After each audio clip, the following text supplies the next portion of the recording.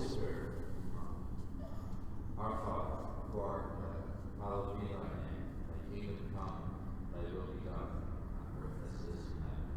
Give us today our daily bread, and forgive us our trespasses, as we forgive those who trespass against us. And lead us not into temptation, but deliver us from evil. For thine is the kingdom, the power, the Father, Son, and Holy Spirit, now and ever, and forever. Amen. Glory to Jesus Christ. Slava Jesu Christu. Slava.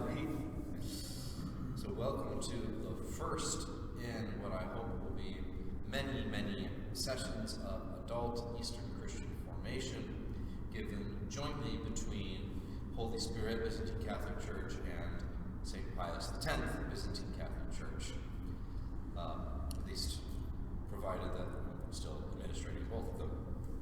So I had discussed before how important it is for us to continue our educational enrichment of our faith even after we've finished ECF as high schoolers, that our learning continues on well into our adult years, and we keep learning even until like the day we die. My great-grandfather, he died at 96, I believe, and he was still a voracious reader. He was always reading new books on history and things like that. We should be doing the same thing with our faith. We should be learning more and more about who we are, what we believe, why it is we believe it, and the ways in which we express that belief. And so today, what I want to talk about is the use of religious images and imagery in our Byzantine Catholic liturgical tradition. This is to say, how we worship in public, what we do externally for everyone else in our community and those around us to see. What do we do, and why do we do it? Because, let's face it, our use of images in the Byzantine Catholic Church is probably one of the most, I don't say this joke, I don't say this to be punny, but it is quite literally one of the most iconic things about us.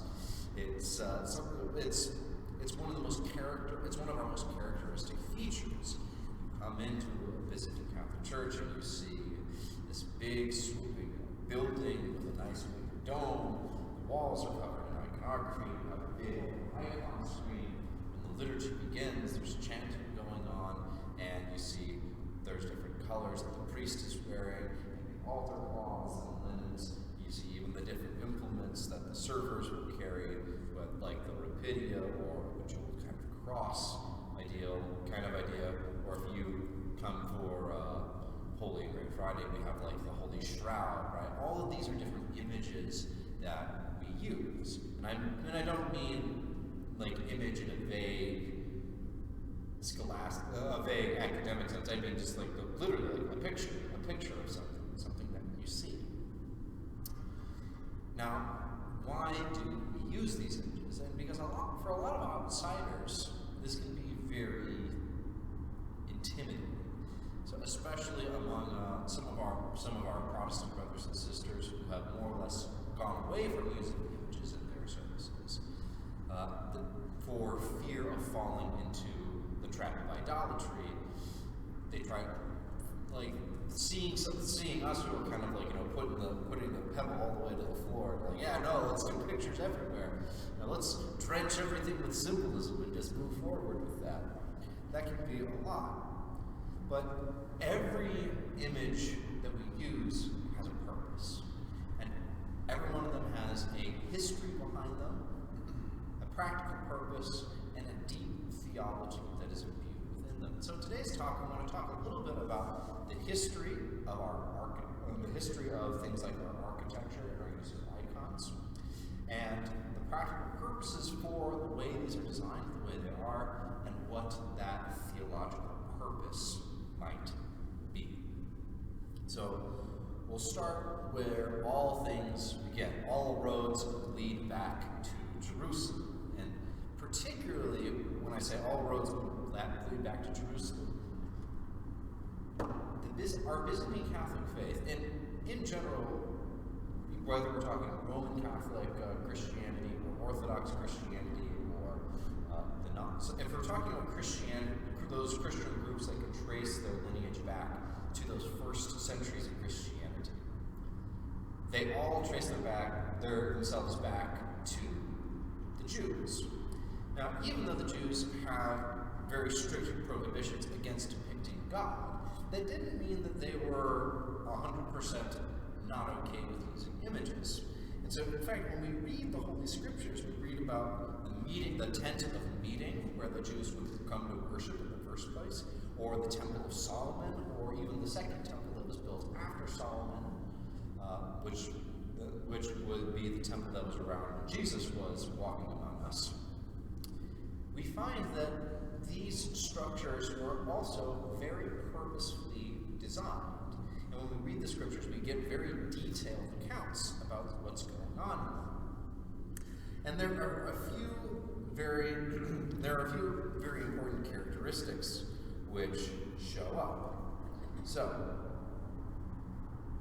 one of the first big things is the use of concentric circles, or sometimes called concentric circles of holiness. This is to say, circles inside of circles. So if you can think like a target, almost like a target, that's a good way to think about it. The way these proto-temples were set up is you would have an exterior area, which represented the outside world. Then you would go in, and then you would have a place for the common Jewish people. Within there, you would have what was called the holy place. And in there, that's where you would have the Levites. That's where the Levites would go, and they were kind of a minor priesthood. They were a minor priesthood. And they would offer their prayers of service there in this holy place. Now there was another partition after that, the Holy of Holies, and that's where the high priest would go, and that but once a year. St. Paul actually reiterates this for us in his epistles. And so this idea of concentric circles was each layer deeper that you went inside of these circles, the closer you got to God. So in the Holy of Holies, that's where you would have the Ark of the Covenant, or the Tabernacle. That's where the altar of incense would be. That's where the showbread would be held. And all of these had deep ritual significance. And each one of these sections was partitioned off, usually by a veil of some sort of wall. A veil or wall in some sense. And this carried on for a very long time. Now, we don't see features like this in Jewish places of worship today, because Judaism today is more or less, religious communities are always very different. I'm sure if you looked hard enough, you could find a group of Jews that does this, but generally speaking, the Jewish community today does not revolve around the temple in Jerusalem, because the temple in Jerusalem was destroyed by the Romans once and for all, and has not really been rebuilt. Now, Christians, remember, Christianity begins with Christ. And because it begins with Christ, we look at Christ in his historical context. He was a devout, practicing Jew, and a time when the Jews still had the temple. The temple still had what we would today recognize as liturgical services. There was ritual practice that was going on. And so the way the temple was built and the different implements that were being used in the temple, all of this contributed to the different sorts of prayers and petitions that the Jews were sending up to God at the time. These buildings, so the temple did not have multiple purposes. It had one purpose, and that purpose was a place of worship. And our churches, and so Christianity, taking off from that, really, in Christianity for a very long time, at least until the latest until the 6th century, still very closely associated itself with the Jewish people. It just happened to also be open to Gentiles, and focused on Jesus as the Messiah, the Son of God, come in the flesh. Now, as time goes on, these will, of course, we kind of start to see these are two very different religions that we're dealing with now. But that's a story for another day. And I don't want to get too far off topic.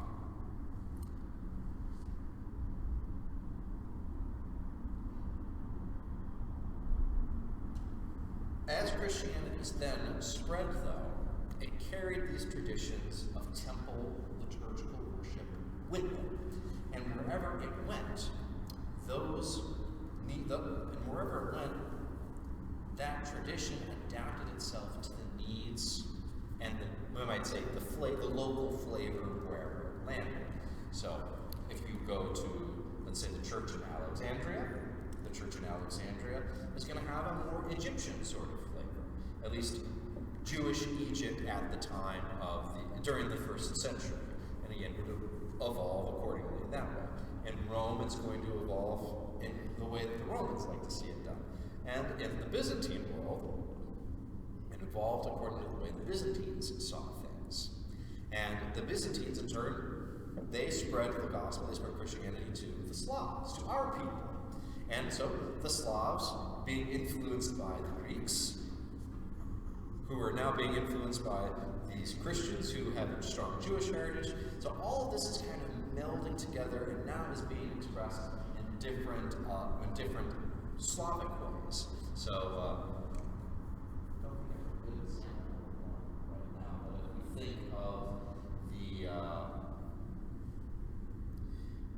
if we think of if you think like, let's say like those, sometimes we call the vyshyvanka, right? Those Ukrainian shirts, right? Or the really fancy embroidery, or the towels. I forget the name of the towels. I have one inside.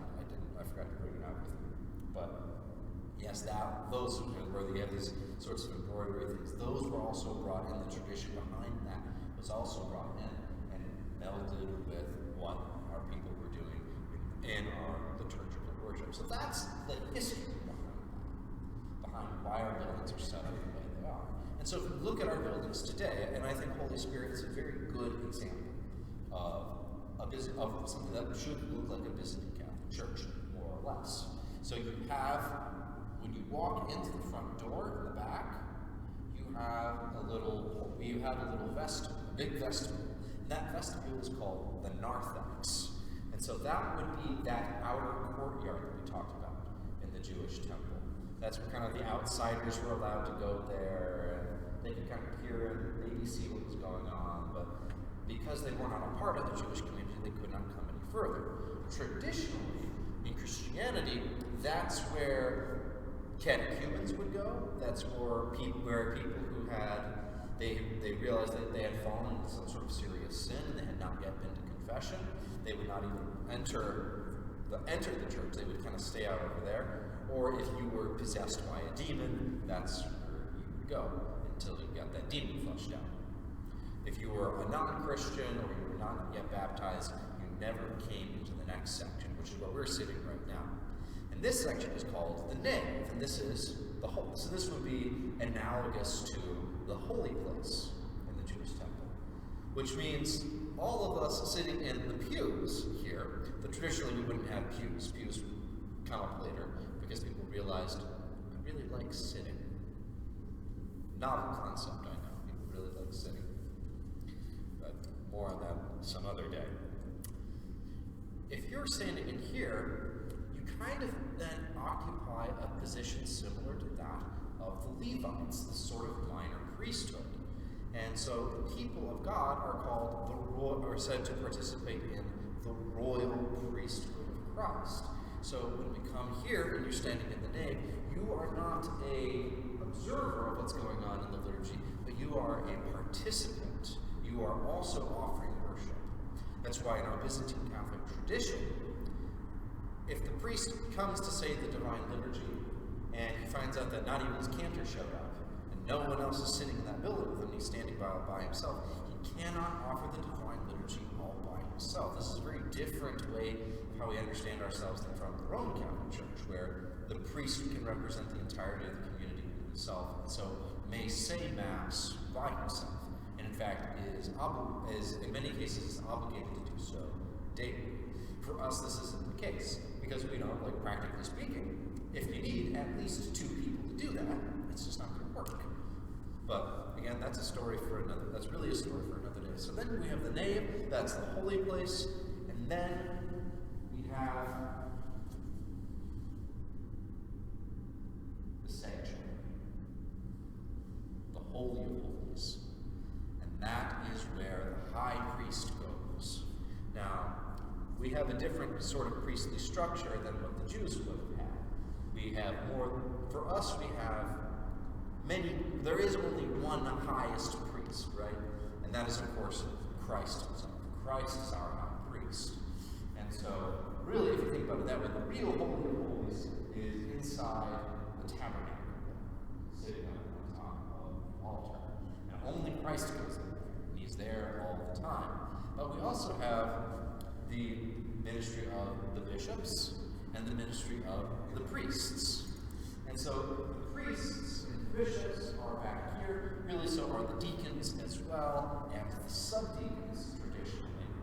Altar servers are effectively kind of like field-promoted subdeacons, because we don't really go through the trouble of making new subdeacons unless they're progressing to become a priest at some point. But traditionally, this space back here, that's the only clergy would go back here.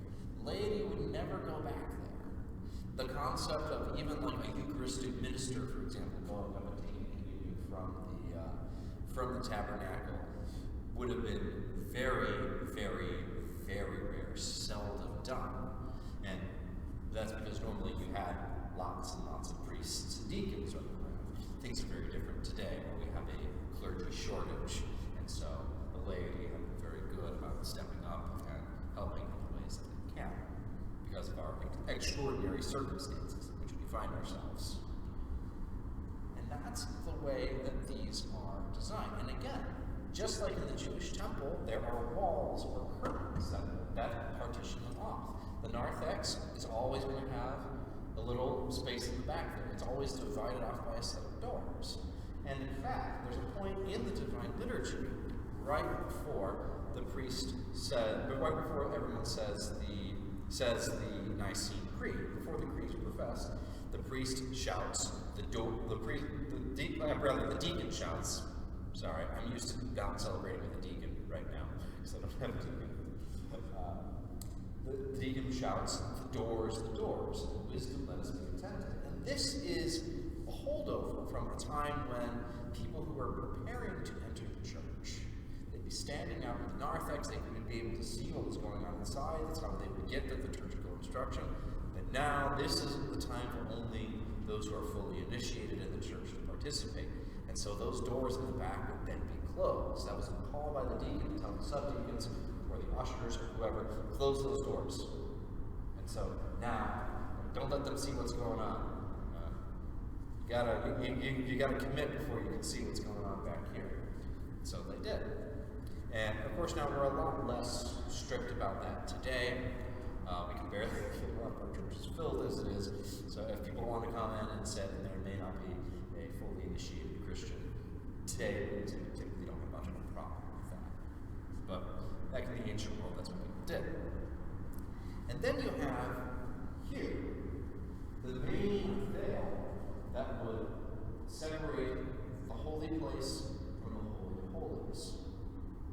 In our Byzantine tradition, we use what's called an iconostasis, or an icon screen, to represent that. Usually it is also accompanied with a curtain.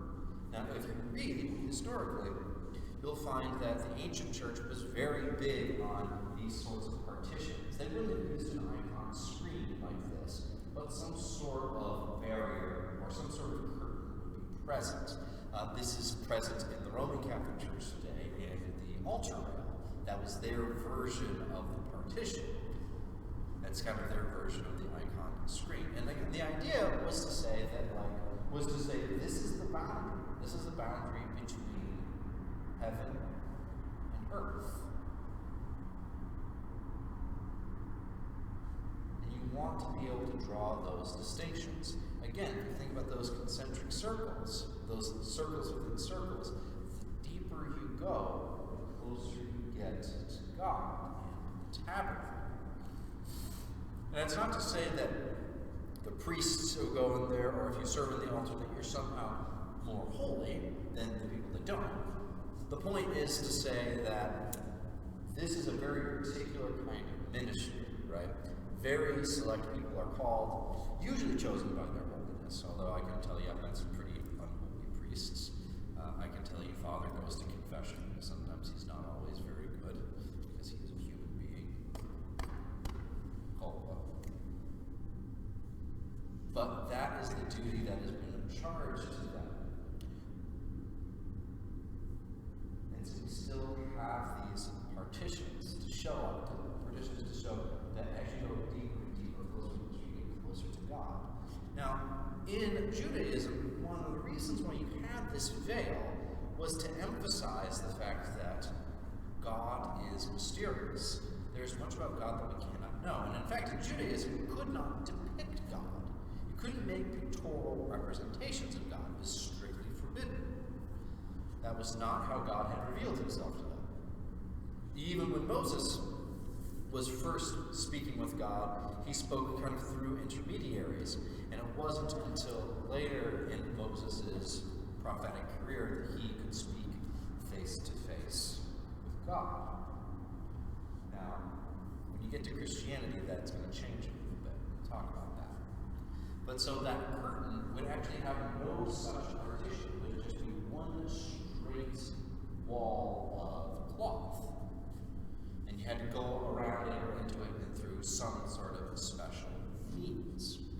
Now, in Christianity, though, something very special happens. Who can guess what that is? Rather, something very special happens. Jesus. Because Jesus is God in the flesh. Now we can see God. Since we can see God, we can depict God. We can draw pictures of him in the flesh, that is. We still technically can't draw, or we can't depict God the Father. I mean, doesn't really stop people from trying. But now God has come to us in a way that we can see, we can tangibly touch him, feel him, and approach him. And now we can see him. When we read the Gospels, we see that when Jesus was crucified, when he died, there was a great earthquake. And that great earthquake shook the temple in Jerusalem. You remember this story. What happened to the veil in the temple? It tore. It ripped in two. And this was not to symbolize that the Jews were wrong about this, that, or the other thing, right? This was to symbolize that that barrier, the barrier between God and man, has been open. It has been open. And so, in a complete icon screen, as you can see in this drawing, which was done up in 2001, there were plans, maybe put one in here, but I think it kind of fell through. But they kept the picture. The picture's really nice. It's really pretty. So you can see icon screens have what? In the center. They have doors. And you can see, for our viewers at home, they have doors. Those doors open at the beginning of a divine liturgy. And they close at the end. When they open at the beginning of the divine liturgy, that is the re-tearing of that curtain, the reopening of the veil. God is not hidden from us. God is now present with us. And now we all celebrate together. But at the end of the liturgy, the doors are closed. Because though God is present among us, we must remember, God is still mysterious. You're never really done learning about God. There's still so much that we haven't quite completed yet. That we haven't quite come to understand. And that's okay. That's the way God is. And so we emphasize the mystery ever being unfolded, ever being opened up before us. And during the Paschal season, all of the doors, so the center doors, which are called the holy doors, the service doors are the deacon doors, which are on either side, through which the deacons and servers go in and out of. Those are left open throughout on the day of Pascha itself and on every day of Bright Week in our Byzantine tradition. If you go further south So if you start leaving the Slavic lands and you start getting closer to Greece and the Middle East, they will actually leave their holy doors open all 40 days of Pascha. They also feast all 40 days. We only feast for that first week. Not sure why we do that. I kind of like the feasting for 40 days, but that's just me. And I just take lunch, so I shouldn't harp on that too much. And that's what these doors represent. That's what this very unique feature of our church represents. Notice this. Everything that's going on here has a specific purpose. Someone didn't just come up here and say, "Oh, you know what this place needs? It needs a pretty picture. Oh, you know what this place needs? This needs like an archway wall thrown up here. You know, consequences be darned, whatever." That's not what's going on here. These serve very deep theological purposes. They also have very practical purposes. For the bulk of human history, most people weren't literate. Most people couldn't read. And because most people couldn't read, but they weren't dumb, they could still perceive and understand different concepts. You would use a picture. A picture was a pretty good way of getting an idea across to someone. Especially since books were expensive, so if you wanted to take the effort to teach someone how to read and get the material to read, like, you're spending a lot of money in the ancient world to do that. And really, it wouldn't become super cost effective to do that until the invention of the printing press in Germany by Gutenberg. And that wouldn't happen for another, so let's say from the time that Jesus saw, that wouldn't happen until that wouldn't really happen until the 16th century. It's a long time where most people just didn't read, and even then it took a while for reading to take off. You didn't quite have, even though you had organized Catholic education in Western Europe and in parts of Eastern Europe, it still took a while for public schools, for education to be made available to the public for free. So even just were the best way to talk about things, especially when you're talking about God. And so in an icon, icons are written in a very particular way. They're drawn in a particular, they're repeated in a particular way to convey a specific purpose. So let's see Mary right here. For example, Mary is always, in our tradition, she's always clothed in red on the exterior. Why? Why is Mary always clothed in red on the exterior? Symbolic of the passion of Christ. Good guess. Good guess. I thought it was red when she's alive and blue when she has ascended. So the red, an iconography wife, and your husband is blinking. Red is for divinity.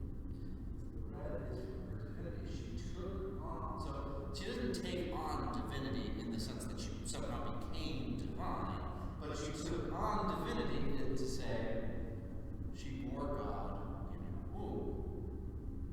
That's how she accepted. So she accepted the mantle of raising divinity. In the interior, you can see the blue, which represents her humanity. Now, if we go over to Jesus, Jesus is almost always depicted the opposite.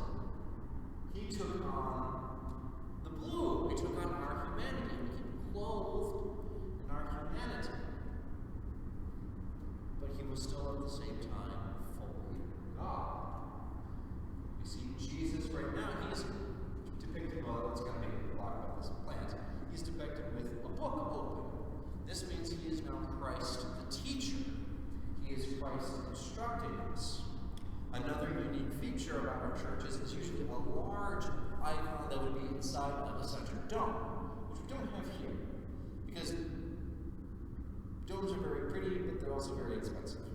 So it's not uncommon to see a church without one, because we're not making money. But there would be a big icon of Christ in the center there, and his book would be closed. And that is Christ the judge. As a teacher, I like to say he's Christ the assessor. The lesson is over, now it's time for the assessment. How well did you do? And that's what we will be commemorating tomorrow at the last when we read the passage about the Last Judgment. So all these little symbols are popping up in and out. So I always get the red and blue sometimes confused. You don't want to preach heresy if you can avoid it. Better to look like a fool than to say something heretical. So these icons are driving home a very particular point. And if you are raised in the tradition from the time you're a little kid, you're going to recognize all of them. You're going to recognize those little ins and outs. And you're going to, even though you may not have never picked up a book a day in your life, you're going to know the scriptures. Because you've listened to them in church, but also because the scriptures are scrawled all over the church. The lives of the saints are scrawled all over the church. It was said that one of our churches, a church in our Byzantine tradition, was not complete, or is not complete, until every inch of the walls are covered in iconography. So again, this is a nice pictorial example. You can see there are stars of the night sky, say the heavens, that are on the roof, and you have other saints that are being depicted in the apsal icons. And if you can imagine this doing a panorama view all around the church, you would see even more icons. I think a really great example of this here in the city of Pittsburgh is Holy Ghost Byzantine Catholic Church in McKees Rocks. That is a wonderful, that's a beautiful building. On the interior, you go inside, you see every inch of the walls are covered in icons. Or if you find yourself out in the greater Chicagoland area, Annunciation Byzantine Catholic Church in Homer Glen is another such church where everything is just covered in iconography. The iconographers were at great pains to make sure that every bit of space was used. Now this is beautiful. This looks incredibly beautiful, yes. But it also serves a practical purpose in that we get distracted very easily. We get lost in our minds very easily. I can't tell you how many times, you could just, if I was just, let's say I was sitting in a waiting room, right? I'm sitting in a waiting room, I don't know, I've got a doctor's appointment or something. And the walls in the waiting room are just so bland and white, or brick, or whatever, and I'm just sitting there staring at a spot on the wall, and I just get lost in my mind. And this happens to all of us. I think we've all been there.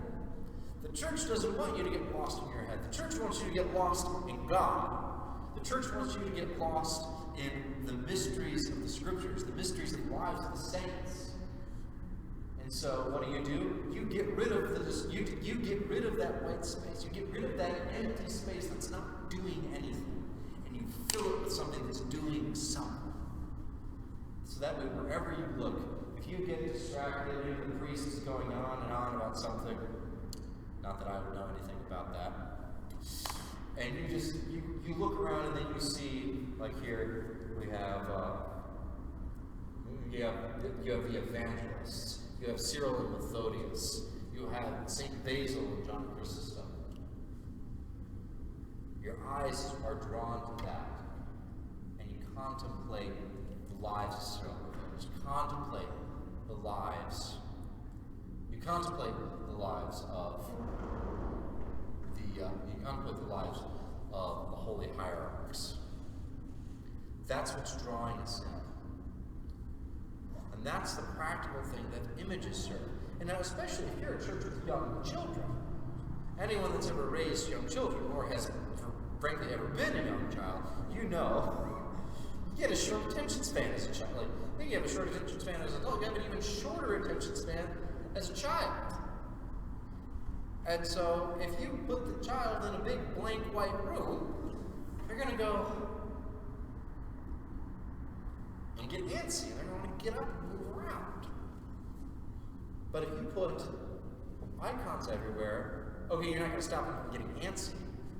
But at least when they're moving around, they're seeing the different icons that are placed everywhere. They're seeing the different images. The faith is sinking into them visually. In fact, this is one of the reasons why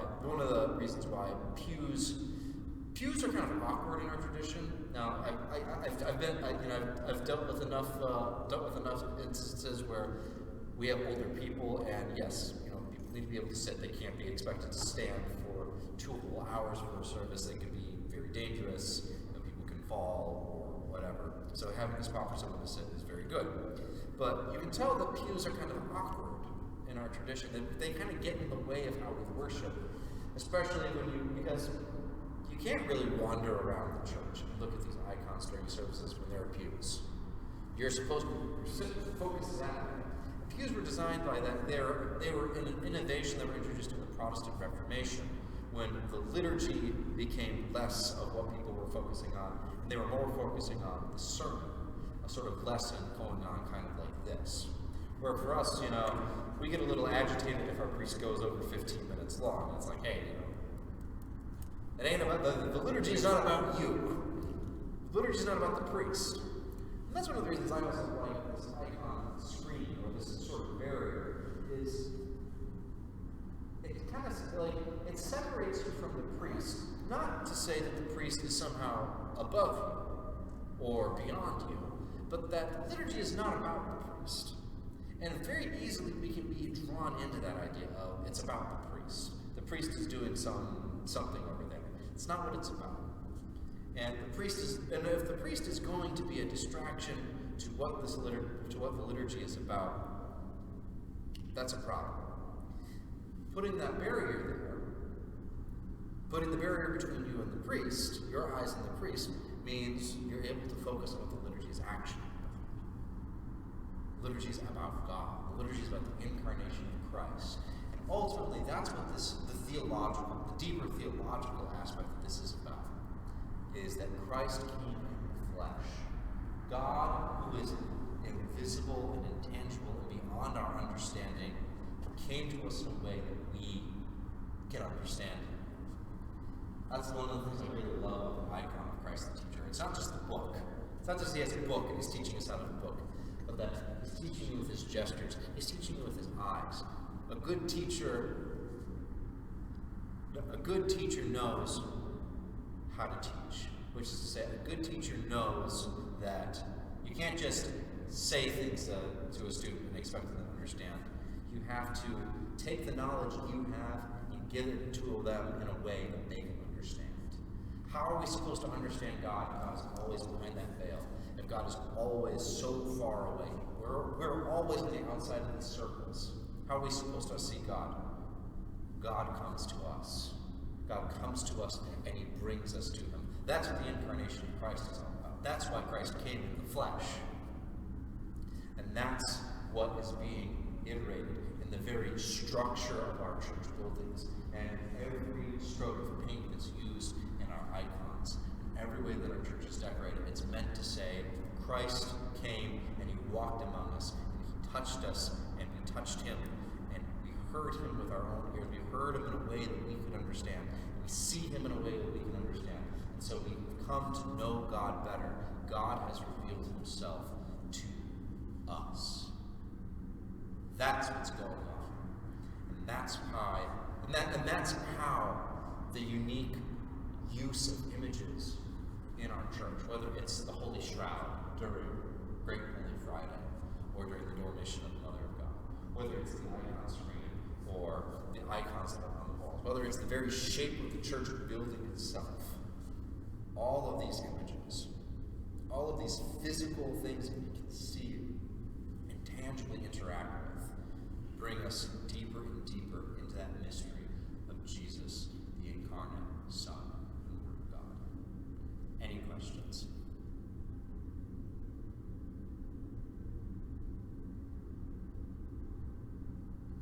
Yes.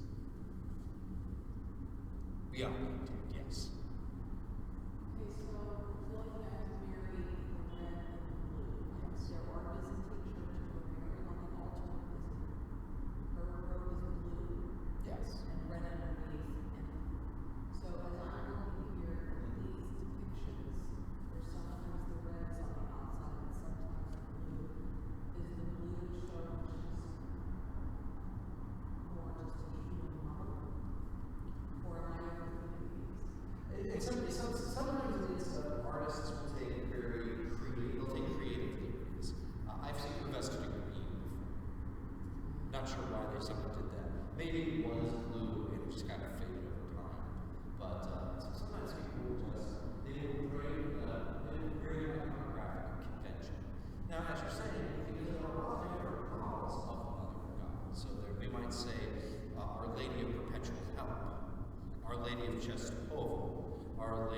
of Liturgy, Our Lady of Maria, right? These are very different. So these are different stylizations of the Mother of God, Mother of the Child. I have an icon in my personal collection, which is Our Lady of the Theotokos, Joy to those in sorrow. And Jesus is not even pictured in her arms there. Her arms are outstretched and there, and she's bringing in many disheveled people, whether from illness, whether from disaster, or whatever it could be. So those icons are going to be slightly different. Now, I can tell you personally about what's going on here.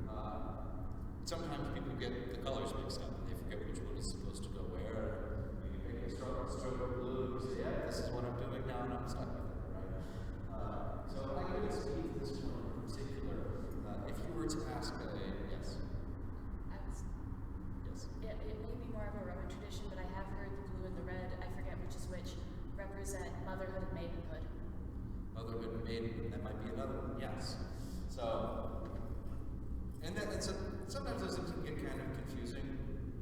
And there are people that study this. So if you were to talk to someone like Father Miro back in the South Side, who is an iconographer, he does iconography, not even as a hobby, one might even say profession.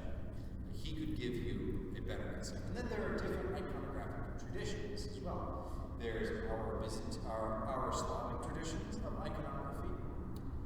And even within that tradition, there are lots of sub-traditions. The Ukrainians have their own style. The Russians have their own style. The Croatians are going to have their own style. The Romanians are going to have their own style.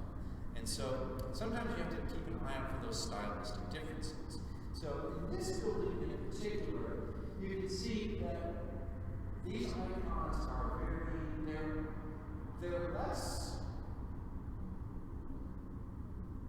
a little less than we might say realistic, but they're pretty close. This is a very common thing that happens, especially in the modern period, where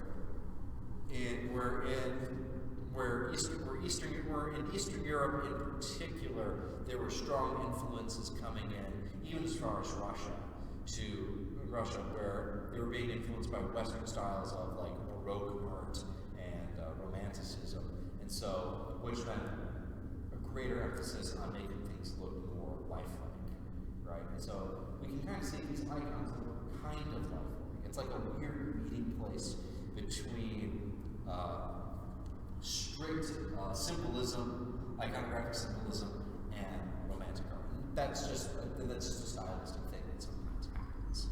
So if you were over in Uniontown, for example, and you go into there's the little chapel that's there in the house of prayer. So that one is another good example of this sort of Baroque iconographic fusion style, which is there. But even if you go down into Greece, the Greeks are going to have their own iconographic tradition. And you go into Syria, the Syriacs, they have their own iconographic tradition. And so things are going to vary according to time and place. So maybe the blue and the red is talking about maidenhood and motherhood. That could very, very well be a thing. But I'm not an iconographer by trade, which is why I tried to keep this as general as I could in my discussion. I'm glad you mentioned that, because as beautiful as these are, the face of Christ as a child in the back, to me, doesn't look as icon as.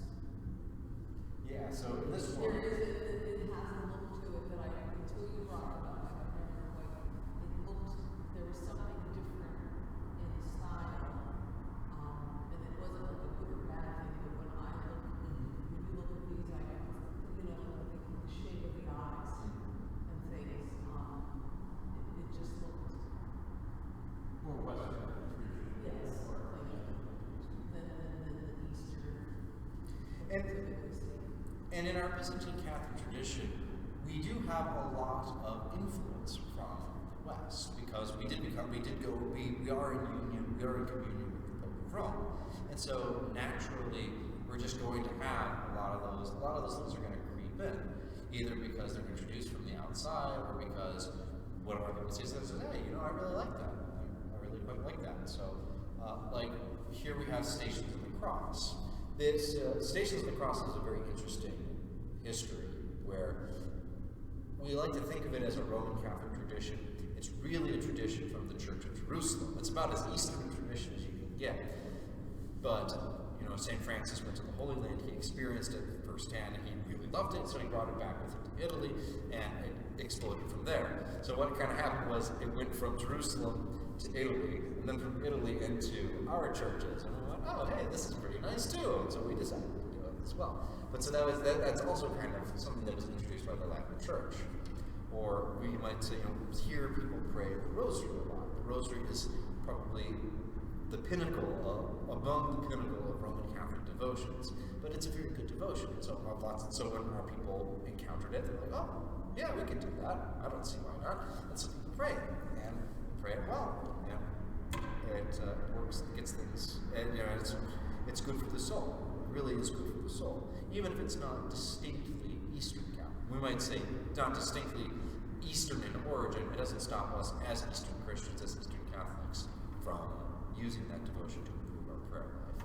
But that's kind of getting more into the how do we pray in our personal lives. And so next month, when we have the next lecture in this series, that's what we're going to talk about, is the icon corner, which is something, or sometimes called the prayer corner, or the home altar, which is where we will talk about that in that tradition in our church, and how we use that for improving our prayer lives at home. Now, are there any other questions before we finish up? I just have one more because I'm looking at anything. Do all Byzantine churches up on the sanctuary have that sort of roof with the pillars? What does that represent? The baldacchino. I've seen a few. So at the seminary here in Pittsburgh, they have one. If you were to go to St. John's in the Run, they have one. So the baldacchino is kind of it's almost like something you would see like in an old-fashioned bedroom, right? This sort of canopy that you would have over your bed.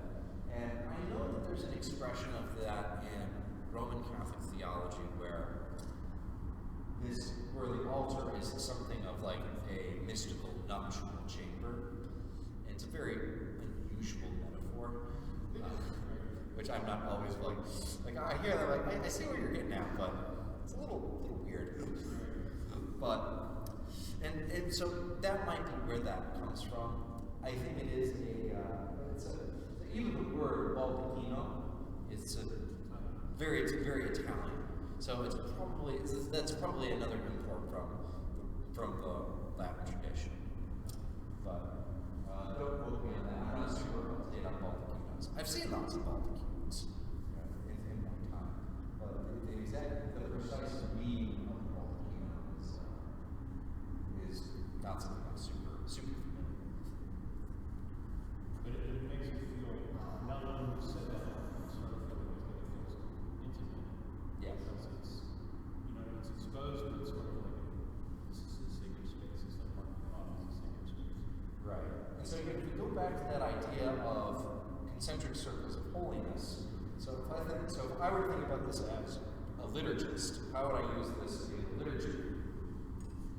And I think, okay, I've got priests and deacons, and I've got subdeacons, and I've got altar servers that I'm dealing with. So if we were doing everything as by the book traditional as you could think, right? So you're only having those clergy in the holy place, then only under the baldacchino would you have the concelebrated priests, and occasionally the deacon, when the deacon has to stand by the priest's side. So the altar servers and the subdeacons, they wouldn't even go. That'd be like an extra layer of concentric circle, moving deeper and deeper into that holiness, deeper, closer and closer to God, I should say. All right. Father, Yes. long ago when you were talking about the images around, and especially around children. I think it was Fulton Sheen, but I'm not sure. He said that you can take the prayer out of school, you put an image of the Blessed Mother, he wanted Our Lady of Guadalupe, and they have to walk by it every day. He said she'll take care of everything. How do you feel about that? That Our Lady of Guadalupe will take care of everything? Yeah, the Blessed Mother will. Yes. Not she, not that picture, not, of course, but just walking by that image every day. He said it has to be, as soon as they come into school, it's right there. They have to see it every day. She'll do what you want with the prayer, he said. So, and to that, there's something very true to that, which is that, we could give a whole talk on just what is an icon, right? And so the simple answer to what an icon is it's a window into heaven, right?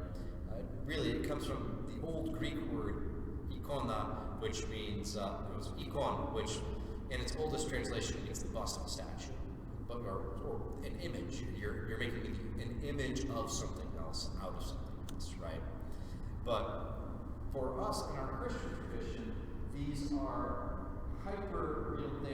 they are hyper-realistic depictions, which is to say they are more real than real, because they tell us something about.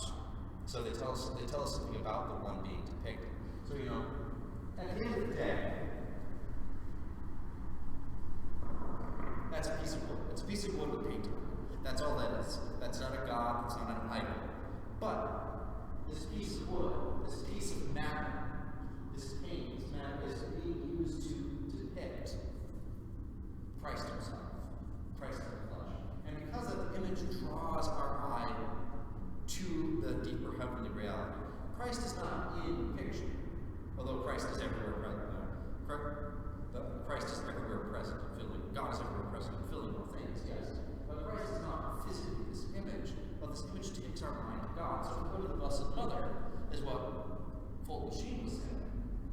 And yes, so if you're walking by that image, you're walking by that window through which the grace of God pours out, because you can see the image of his Blessed Mother holding him on, yes, then her graces are definitely going to flow through. And especially if we're talking about Our Lady of Guadalupe, which is such a special image. It's almost like the handkerchief that was given to King Akbar, that had the image of Christ's face on it. It's an image not made by human hands.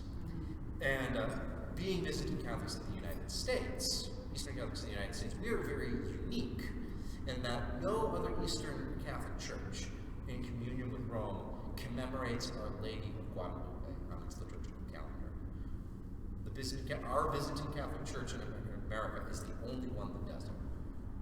Because we are uniquely, as much as we have roots in the Slavic world, Slavs came over here and founded our churches, we are still Americans. This is our church in America, and Our Lady of Guadalupe that's the patroness of the Americans. And so there's so much, and we could have a whole talk on Our Lady of Guadalupe all by ourselves. But that idea then that she represents as the patroness of the Americas, the joining of the joining of the two different worlds of the Europeans and the natives, and how peace can exist in there, or even the stars on her gown, or the micro images that are in her eyes, right? There's so much that's happening in that one icon. And so yes, when you walk by that image, or when you walk by an image of the Mother of God, or of any saint really, every day you see that, that's going to do something. And you might say in a pragmatic way, like psychologically speaking, I feel comfort seeing the image of the Mother of God every day, but also in a deeper spiritual way, where something beyond what just happens in our brain, something beyond what just happens, in our physical selves, that there's something that happens deep within our souls. So yes to what Archbishop Fulton Sheen said there. I agree.